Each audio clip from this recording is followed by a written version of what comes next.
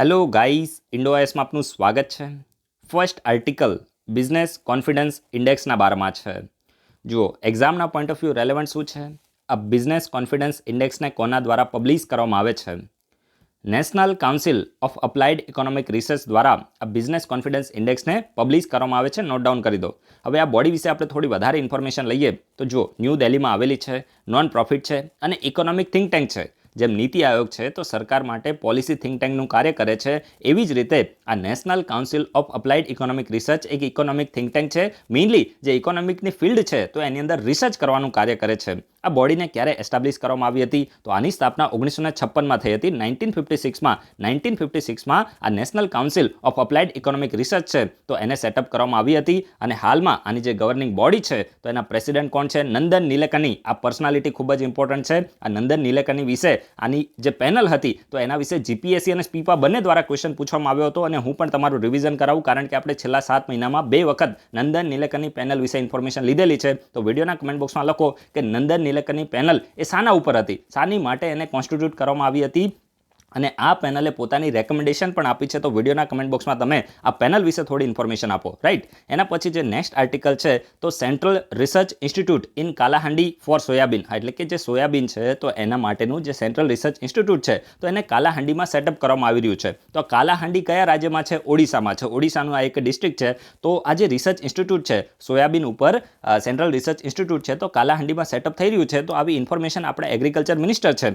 તો એમને રાજ્યસભામાં આપી છે. તો આ આપણી માટે ઇમ્પોર્ટન્ટ નથી, આપણી માટે ઇન્સ્ટિટ્યૂટ ઇમ્પોર્ટન્ટ છે. રાઈટ. તો જો Kalahandi district of Odisha produces soybean on a very limited scale, એટલે કે જે કાલાહાંડી છે તો એમાં સોયાબીનનું એવું નથી કે ત્યાં પ્રોડક્શન ખૂબ જ વધારે થાય છે, પરંતુ તેમ છતાં આ જે ઇન્સ્ટિટ્યૂટ છે તો એને કાલાહાંડીમાં સેટઅપ કરવામાં આવી રહ્યું છે. કારણ કે મેઇનલી અહીંયા તમે જોશો કે જે Indian council of agriculture research છે has establish a national level research institute on soybean in 1987, namely Indian council of agriculture research Indian institute of soybean research Indore, એટલે કે જે મેઇનલી જે Indian council of agriculture research છે તો એને national લેવલનું એક research institute છે સોયાબીન ઉપર, તો એને 1987માં સેટઅપ કર્યું હતું. Indian council of agriculture research Indian institute of soybean research. તો તમને ક્વેશ્ચન પૂછવામાં આવે કે Indian council of agriculture research Indian institute of soybean research છે તો આ કઈ જગ્યાએ આવેલું છે? તો એ મધ્યપ્રદેશના ઇન્દોરમાં છે. તો આ તમે આની સાથે કન્ફ્યુઝ ના કરી દેતા. આ સેન્ટ્રલ રિસર્ચ ઇન્સ્ટિટ્યૂટ છે તો એ ક્યાં છે? તો એ સોયાબીન ઉપરનું કાલાહાંડીમાં છે, ઓડિશામાં. પરંતુ જે Indian institute of soybean research છે તો એ ક્યાં છે? તો એ ઇન્દોરમાં છે. સમજી ગયા? એમપીમાં છે. અને મેઇનલી આ જે ઇન્સ્ટિટ્યૂટ છે તો to conduct the basic and strategic research on the crop, એટલે કે આ જે સોયાબીનનો જે ક્રોપ છે, જે પાક છે, તો એના ઉપર જે પણ બેઝિક રિસર્ચ કરવાની છે તો એ કરવાનું કાર્ય આ ઇન્સ્ટિટ્યૂટ દ્વારા કરવામાં આવે છે. And beside this the Indian council of agriculture research is also and implementing all India coordinated research project. All India coordinated research project on soybean છે તો એ કોના દ્વારા ઇમ્પ્લિમેન્ટ કરવામાં આવી રહ્યો છે? તો Indian council of agriculture research દ્વારા ઇમ્પ્લિમેન્ટ કરવામાં આવી રહ્યો છે. અને કોની સાથે મળીને? તો જો વેરિયસ સ્ટેટની અંદર જે સ્ટેટ એગ્રીકલ્ચર યુનિવર્સિટીઝ છે તો એની સાથે મળીને Indian council of agriculture research છે તો all India coordinated research project on soybean છે તો એને ઇમ્પ્લિમેન્ટ કરી રહી છે. અને મેઇનલી જે જગ્યાએ જે સોયાબીન છે તો એનું પ્રોડક્શન વધારે થતું નથી, તો એવી જગ્યાએ location specific high yield variety છે તો એને કઈ રીતે ડેવલપ કરી શકાય એવા પ્રકારની જે ટેકનોલોજી છે તો એને વિકસિત કરવા માટે કાર્ય કરી રહ્યા છે. તો જસ્ટ ખાલી મોટી વાતો છે, તમારી ઇન્ફોર્મેશન માટે આપણે ડિસ્કસ કરી દીધું છે. તો આની સાથે લિંક કરીને આપણે કંઈક એક્ઝામ આવે ને એવો ક્વેશ્ચન પૂછે. આ બધું છે ને મજા આવે એવો આર્ટિકલ નથી. ઇન્ટરનેશનલ રાઇસ રિસર્ચ ઇન્સ્ટિટ્યૂટ, ચલો આ છે ને ખૂબ જ સરસ આર્ટિકલ છે ને આવા આર્ટિકલ હોવા જોઈએ. ઇન્ટરનેશનલ રાઇસ રિસર્ચ ઇન્સ્ટિટ્યૂટ વિશે થોડી ઇન્ફોર્મેશન આપો. આ જે બોડી છે તો આનું હેડક્વાર્ટર ક્યાં છે? પહેલાં તો એ તમે કહો, ઇન્ડિયામાં છે કે બીજા કોઈ દેશની અંદર છે? પછી તમારે એ કહેવાનું છે કે આ બોડીને ક્યારે સેટઅપ કરવામાં આવી હતી અને આનું મેઇનલી મકસદ શું હતો? સમજી ગયા? તો આવા જે ક્વેશ્ચન છે તો એને આપણે ડિસ્કસ કરવાની પણ મજા આવે. તો તમે લોકો થોડું પ્રોડક્ટિવ છે તો એ આઉટપુટ લઈ વિડીયોના કમેન્ટ બોક્સમાં આન્સર આપો અને તમારી નોટ્સની અંદર નોટ ડાઉન કરો. એના પછી જે નેક્સ્ટ આર્ટિકલ છે ને તો સમગ્ર શિક્ષા સ્કીમના બારામાં છે. અહીંયા સી ના આવે, અહીંયા એસ કરી દો, ચાલે રાખે. સમગ્ર શિક્ષા જે સ્કીમના તહેત જે પણ શાળાઓ અને જે પણ હોસ્ટેલ બને છે તો એનું નામ કરીને હવે નેતાજી ઉપર એનું નામ ચેન્જ કરી દેવામાં આવ્યું છે. તો આ તો ભાઈ હવે તમે રીઝન તો તમે સમજી શકો છો. જે સમગ્ર શિક્ષા સ્કીમ છે તો એના તહેત જે પણ શાળાઓ અને રેસિડેન્શિયલ જે હોસ્ટેલ્સ છે તો એને ઓપન કરવામાં આવી તો એનું નામ ચેન્જ કરીને હવે નેતાજી ઉપર એનું નામ કરવાનું ડિસિઝન લેવામાં આવ્યું છે. તો તમને જીપીએસસીમાં ક્વેશ્ચન આવી શકે કે સમગ્ર શિક્ષા સ્કીમના તહેત જે પણ શાળાઓ અને હોસ્ટેલો ખુલી છે તો એનું નામ કોના ઉપર કરી કરી દેવામાં આવ્યું છે અને તમને ઓપ્શન આપે કે ભાઈ તમને માની લો કે પહેલો તમને ઓપ્શન આપે સ્વામી વિવેકાનંદ આપે, પછી નેતાજી સુભાષચંદ્ર બોઝ આપે, રવિન્દ્રનાથ ટાગોર આપે, સમજી ગયા? તો આવા તમને ઓપ્શન આપે તો નેતાજી તમારે યાદ રાખવાનું છે. તો આપણે શું કરીએ, અને આ એ પણ તમે યાદ રાખજો કે કઈ મિનિસ્ટ્રીએ કર્યું છે, તો એ તો યાર કોમન સેન્સ છે. મિનિસ્ટ્રી ઓફ જે એજ્યુકેશન છે એના દ્વારા કરવામાં આવ્યું છે. હવે આપણે આ સ્કીમ વિશે થોડી ઇન્ફોર્મેશન લઈએ. સમગ્ર શિક્ષા સ્કીમ. તો જો આ એક પ્રકારે ઇન્ટિગ્રેટેડ સ્કીમ છે. ઇન્ટિગ્રેટેડ સ્કીમ છે સ્કૂલ એજ્યુકેશનમાં, એટલે કે મેઇનલી જે પ્રી સ્કૂલથી લઈને ધોરણ 12 સુધીના જે પણ ક્લાસ છે, તો એ જે તમામ લેવલ છે તો એને આ સ્કીમના તહેત શું કરવામાં આવે છે, મતલબ એને કવર કરી લેવામાં આવ્યા છે, અને એટલા જ માટે આને ઇન્ટિગ્રેટેડ સ્કીમ કહેવામાં આવે છે. જો આનો મેઇનલી મકસદ શું છે, તો જો તમામ સ્કૂલના લેવલ,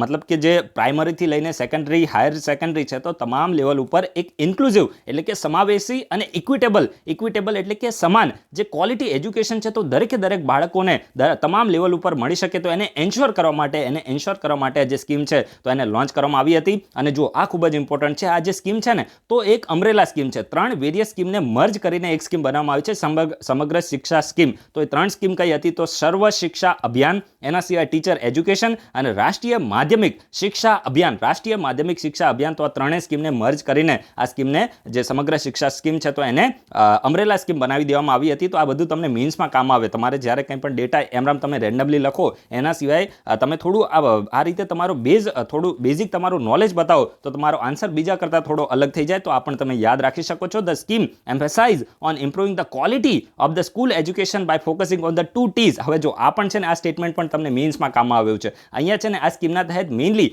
જે શાળાનું જે એજ્યુકેશનની ક્વોલિટી છે તો એને ઇમ્પ્રૂવ કરવા માટે છે, અને મેઇનલી આમાં 2 T ઉપર ફોકસ કરવામાં આવે છે. એટલે પેલી ચા પીવાની ટી ને, મતલબ જે ટી હોય ને એને આપણે ઇંગ્લિશમાં ટી કહીએ, તો ચાને આપણે ટી કહીએ, એ ટી નથી. આ ટી શાની માટે છે, એક તો છે ટીચર અને બીજું છે ટેકનોલોજી. એટલે કે સ્કૂલ એજ્યુકેશનને ઇમ્પ્રૂવ કરવા માટે 2ની જરૂરિયાત છે, એક તો ટીચર અને બીજું છે ટેકનોલોજી. તો બંને ઉપર ફોકસ કરવામાં આવ્યો છે.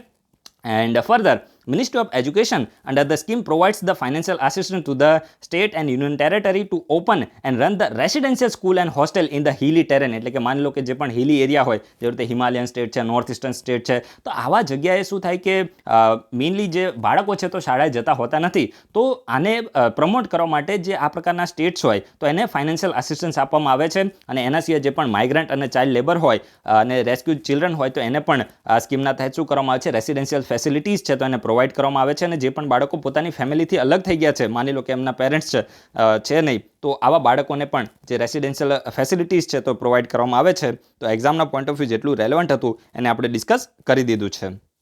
એના પછી જે નેક્સ્ટ આર્ટિકલ છે તો નઈ રોશની સ્કીમના બારામાં છે. હવે જો એક્ઝામના પોઈન્ટ ઓફ વ્યૂ તમારે યાદ શું રાખવાનું છે, નઈ રોશની સ્કીમ છે તો કઈ મિનિસ્ટ્રીની છે, આટલું તમે યાદ રાખો. ને પછી આનો મકસદ શું છે આટલું તમને ખબર હશે, ક્વેશ્ચન તમારો બની જશે. તો નઈ રોશની જે સ્કીમ છે તો એ મિનિસ્ટ્રી ઓફ માઇનોરિટી અફેર્સની સ્કીમ છે. કઈ ministry? Ministry of minority affairs. યાદ રાખજો, બહુ જ ઇમ્પોર્ટન્ટ છે. તમને કન્ફ્યુઝ કરવા માટે માની લો કે મિનિસ્ટ્રી ઓફ સોશિયલ જસ્ટિસ આપશે અથવા તો મિનિસ્ટ્રી ઓફ વુમન આપશે, તો નહીં આવે, મિનિસ્ટ્રી ઓફ માઇનોરિટી આવે છે, રાઈટ. અને મેઇનલી આનો મકસદ શું છે, નઈ રોશની સ્કીમ છે તો એનો મકસદ છે જે માઇનોરિટીની જે મહિલાઓ છે તો એના એમ્પાવરમેન્ટ માટે છે, એમની અંદર લીડરશિપ છે તો એને ડેવલપ કરવા માટેની આ સ્કીમ છે. સમજી ગયા? તો જો Nai Roshni scheme for leadership development of the minority woman. જે પણ માઇનોરિટી વુમન છે, માની લો કે જે મુસ્લિમ છે, એના સિવાય જે ક્રિશ્ચન છે, શીખ છે, બુદ્ધ છે, પારસી છે, તો આ જે માઇનોરિટી વુમન છે તો એની અંદર લીડરશિપની ક્વોલિટી આવે તો એમને એમ્પાવર કરવા માટેની આ સ્કીમ છે, મિનિસ્ટ્રી ઓફ માઇનોરિટી અફેર્સની જે સ્કીમ છે.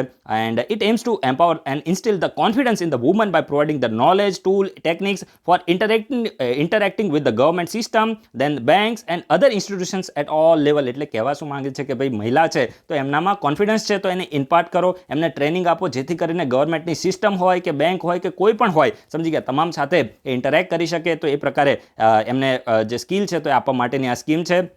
તો બસ એક્ઝામના પોઈન્ટ ઓફ વ્યૂ આટલું જ છે, તમારે યાદ રાખવાનું છે. અને એના સિવાય મિનિસ્ટ્રી ઓફ માઇનોરિટી અફેર્સની વેરિયસ સ્કીમ તમે જુઓ કે શીખો ઓર કમાવ છે, તો આ પણ સ્કીમ છે. તો એની અંદર 33% જે બેનિફિશરીઝ છે તો એ મહિલા છે. એના સિવાય જે નઈ મંજિલ સ્કીમ છે તો એમાં પણ બેનિફિશરી 30% બેનિફિશરી મહિલા છે. અને આ પ્રકારે જે મિનિસ્ટ્રી ઓફ માઇનોરિટી અફેર્સની વેરિયસ સ્કીમ છે તો એનાથી માઇનોરિટી વુમન છે તો એનું ઇકોનોમિક એમ્પાવરમેન્ટ પણ થઈ રહ્યું છે. તો આ બંને સ્કીમ છે એ પણ મિનિસ્ટ્રી ઓફ માઇનોરિટી અફેર્સમાં આવે છે, શીખો ઓર કમાવ અને નઈ મંજિલ સ્કીમ, રાઈટ.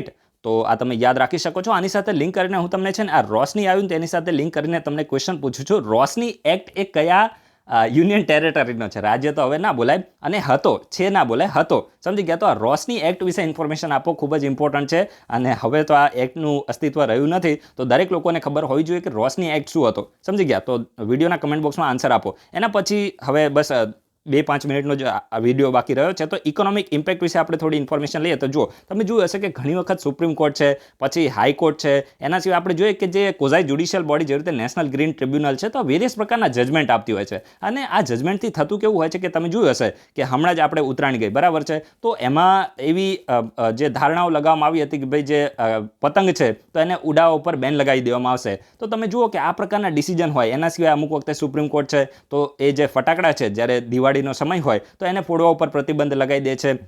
પછી ક્યાંક તમે જોયું હશે કે બિલ્ડિંગ ઉપર પ્રતિબંધ લગાવી દે છે. તો આ બધી પરિસ્થિતિમાં થાય કેવું કે જ્યુડિશરી આમ સારું વિચારી કે ભાઈ એન્વાયરમેન્ટ છે તો એને નુકસાન ના થાય, તો આ બધું વિચારીને જજમેન્ટ તો આપે છે, પણ સામે તમે જોયું હશે કે જે પણ ડિસિઝન હોય એની કેટલીક ઇકોનોમિક ઇમ્પેક્ટ પણ હોય છે. કે ભાઈ તમે જોશો કે આ રીતે જે પતંગને આ બધું બેન કરી દે, ફટાકડા બેન કરી દે, તો ઘણા બધા મજૂર પરિવારો છે તો એના ઉપર ડિપેન્ડન્ટ હોય છે. અને જ્યારે માની લો કે આ પ્રકારનો પ્રતિબંધ આવી જાય અને પછી એનું સેલિંગ ના થાય, તો ભાઈ એનો સીધો લોસ કોને થાય? તો એ પણ જે પણ કંપનીઓ હોય તો એના માલિકોને થાય. અને જ્યારે કંપનીના માલિકોને એનું નુકસાન થાય તો એની સીધી ઇમ્પેક્ટ કોના લાઇવલીહુડ ઉપર થાય? તો જે પણ મજૂર પરિવારો એના ઉપર ડિપેન્ડન્ટ હોય તો એના લાઇવલીહુડ ઉપર ઇમ્પેક્ટ થાય. અને સાથે સાથે જ્યારે એ મજૂર પરિવાર ઉપર ઇમ્પેક્ટ થાય, બિઝનેસમેન ઉપર ઇમ્પેક્ટ થાય, તો આપણી ઇન્ડિયાની ઇકોનોમી ઉપર પણ એની ઇમ્પેક્ટ થતી હોય છે. અને આને જ સ્ટડી કરવા માટે નીતિ આયોગે શું કર્યું છે, એક જયપુરમાં બેઝ કોઈ રિસર્ચ જે થિંક ટેન્ક જેવું છે, તો એને સ્ટડી આપી છે કે ભાઈ તમે આની સ્ટડી કરો કે આ જે જ્યુડિશિયલ એક્ટિવિઝમ છે, આ પ્રકારનો શબ્દ યુઝ કરવામાં આવે છે, જ્યુડિશિયલ એક્ટિવિઝમ, તો એની ઇકોનોમિક ઇમ્પેક્ટ શું હોય છે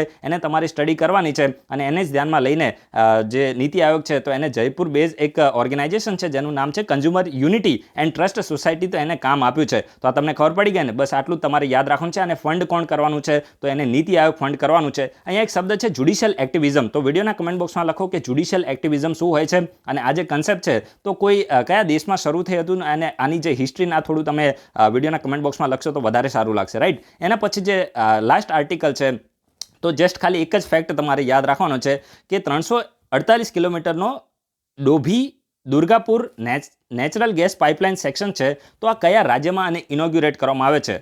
તો વેસ્ટ બેંગાલમાં. બસ આટલું જ યાદ રાખો. વેસ્ટ બેંગાલની અંદર આ Dobhi Durgapur natural gas pipeline section છે તો એને ઇનોગ્યુરેટ કરવામાં આવ્યો છે, અને વેસ્ટ બેંગાલમાં છે. અને મેઇનલી જે પ્રધાનમંત્રી ઉર્જા ગંગા પ્રોજેક્ટ છે એનો આ ભાગ છે. તો આ તમને ખાસ ખબર હોવી જોઈએ કે પ્રધાનમંત્રી ઉર્જા ગંગા પ્રોજેક્ટ શું છે. તો વિડીયોના કમેન્ટ બોક્સમાં તમે લોકો આના વિશે પણ ઇન્ફોર્મેશન આપો. પ્રધાનમંત્રી ઉર્જા ગંગા પ્રોજેક્ટ છે તો કેટલા રાજ્યમાં છે? આ રાજ્ય ઇમ્પોર્ટન્ટ છે, અને આ સિવાય આનો મકસદ શું છે? વિડીયોના કમેન્ટ બોક્સમાં દરેક લોકો આનો આન્સર આપશે. હવે આપણે વિડીયોને કમ્પ્લીટ કરી દઈએ. Thanks for watching. તમારા બધાનો દિવસ શુભ જાય.